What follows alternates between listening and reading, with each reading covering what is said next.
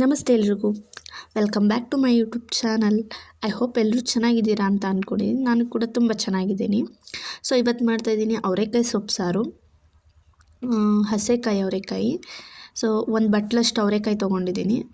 ಅದಕ್ಕೆ ಎಲ್ಲ ಥರ ಮಿಕ್ಸ್ ಸೊಪ್ಪು, ಗೊದ್ದರವೆ ಸೊಪ್ಪು, ಆಮೇಲೆ ಅನ್ಗೊನೆ ಸೊಪ್ಪು, ಚಕೋತಿನ ಸೊಪ್ಪು, ಕುಂಬಳ ಸೊಪ್ಪು, ಈ ಥರ ಎಲ್ಲ ಥರ ಸೊಪ್ಪು ಮಿಕ್ಸ್ ಹಾಕ್ಕೊಂಡಿದ್ದೀನಿ. ಕ್ಲೀನಾಗಿ ತೊಳೆದು ಹೆಚ್ಚೋದೇನು ಬೇಡ.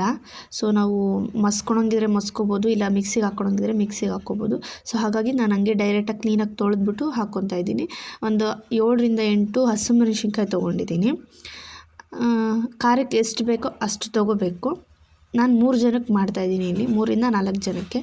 ಸೊ ಮತ್ತು 3 ಟೊಮೊಟೊ ಹಣ್ಣು ತೊಗೊಂಡಿದ್ದೀನಿ. 1 ಹೆಚ್ಚಿರೋ ಈರುಳ್ಳಿ ಹಾಕ್ಕೊತಾ ಇದ್ದೀನಿ, ಸ್ವಲ್ಪ ದೊಡ್ಡ ಸೈಜಿಂದು.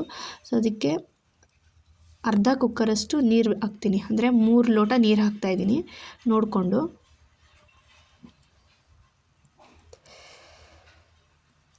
ಮತ್ತು ಸ್ವಲ್ಪ ಉಪ್ಪು ಹಾಕ್ಕೋಬೇಕು.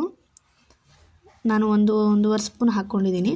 ಆಮೇಲೆ ಬೇಕಾದರೆ ಲಾಸ್ಟಿಗೆ ಹಾಕ್ಕೊಳ್ಳೋಣ ಅಂತ.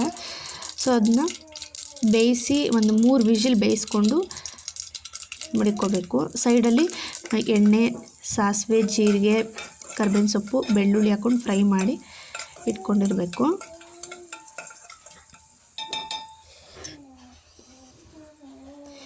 ಮತ್ತು ಮಿಕ್ಸಿಗೆ ಹಾಕಬೇಕಾದ್ರೆ ಕಾಯಿ, ಜೀರಿಗೆ ಹಾಕ್ಬಿಟ್ಟು, ಮತ್ತು ಸೇಮ್ ಎಲ್ಲ ಏನೇನು ಹಾಕಿರ್ತೀವೋ ಟೊಮೊಟೊ, ಈರುಳ್ಳಿ, ಹಸಿಮೆಣಸಿನ್ಕಾಯಿ ಇಷ್ಟು ಹಾಕ್ಕೊಂಡು ಮಿಕ್ಸ್ ಮಾಡ್ಕೋಬೇಕು. ಸೊ ಕಾಳು ಹಾಕ್ಕೋಬಾರ್ದು, ಹಾಕ್ಕೊಂಡ್ರೆ 1-2 ಹಾಕ್ಕೊಂಡ್ರೂ ಪರವಾಗಿಲ್ಲ, ಬಟ್ ಕಾಳು ಹಾಕ್ಕೊಳೋದು ಬೇಡ. ಸೊಪ್ಪು ಮಾತ್ರ ತರಕಾರಿ ಒಂದೇ ಒಂದು ಸುತ್ತಿಸ್ಕೊಂಡು ಒಗ್ಗರಣೆ ಮಾಡಿರ್ತೀವಲ್ಲ ಆ ತಪ್ಪಲೆಗೆ ಹಾಕ್ಕೋಬೇಕು. ಅದು ಎಷ್ಟು ಕನ್ಸಿಸ್ಟೆನ್ಸಿಲಿ ಬೇಕೋ ನೀರು ಅಷ್ಟು ಕನ್ಸಿಸ್ಟೆನ್ಸಿಲಿ ಹಾಕ್ಕೊಂಡು ಅದನ್ನು ಚೆನ್ನಾಗಿ ಕೈ ಆಡಿಬಿಟ್ಟು ಕುದಿಯೋದಕ್ಕೆ ಬಿಡಬೇಕು. ಆದಮೇಲೆ ಕಾಳು ಸಹ ಎಲ್ಲ ಅದಕ್ಕೆ ಹಾಕಬೇಕು.